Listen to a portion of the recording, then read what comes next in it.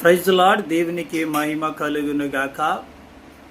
ప్రియ సహోదరి, ప్రియ సహోదరులారా, ఈరోజు ప్రభు మనతో మాట్లాడుతున్న లేఖన భాగం ఏంటంటే యోహాను సువార్త 5వ అధ్యాయము మనం ధ్యానించినప్పుడు ఇక్కడ 38 సంవత్సరాల నుంచి కోనేటి దగ్గర ఒక వ్యక్తి కనబడుతున్నాడు. అయితే అతనికంట అతని చుట్టూ ఉన్నవారు మోసుకొని వెళ్ళి అక్కడ పెడుతున్నారు తప్ప మంచిగా అవ్వాలని ఎవరు కోరుకోలేకపోతున్నారు. ఎందుకంటే ఇతనే 38 సంవత్సరాలంటే అక్కడ దేవదూత వచ్చి కోనేటి దగ్గర తాకినప్పుడు ఎలాంటి రోగమైనా స్వస్థత జరిగేది. కానీ ఈయన 38 సంవత్సరాలను చెడుతున్నాడు. కానీ దేవుని బిడ్డలారా, స్వస్థత కోసము ఆశ మాత్రం కనిపించినట్టు లేదు.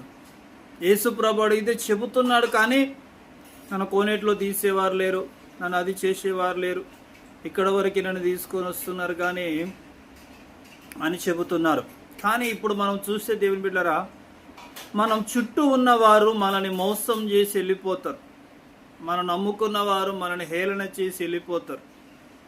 మన సహాయాన్ని కోరుకున్నవారు మన ఒక దినాన నువ్వేం నాకు సహాయం చేశావని అనొచ్చు.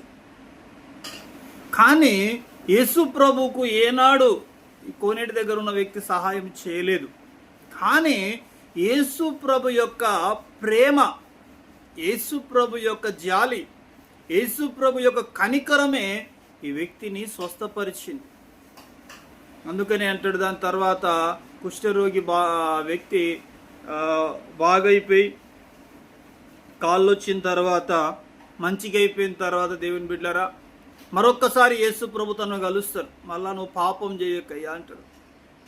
అంటే దేవుని బిడ్డలారా, ప్రతి ఒక్క మనిషికి దేవుడు బాగు చేయాలని ఆశ ఉంటుంది. కానీ మనల్ని అడ్డగిస్తుంది ఏందయ్యా అంటే లోకంలో ఉన్న పాపం, లోకంలో ఉన్న శాపం, లోక సంబంధమైన ఆశలు, లోక సంబంధమైన ఆలోచనలు. లోకాన్ని కనుక నువ్వు ప్రేమిస్తే మరలా నువ్వు తప్పిపోవలసిందే. యేసు ప్రభు ఒక ఉద్దేశము, దేవుని రాకడకు ఉద్దేశం ఏంటంటే నువ్వు పరలోకానికి వారసుడవు. అందుకే యేసయ్య అంటాడు, నువ్వు లోక సంబంధమైన వ్యక్తివి కావు.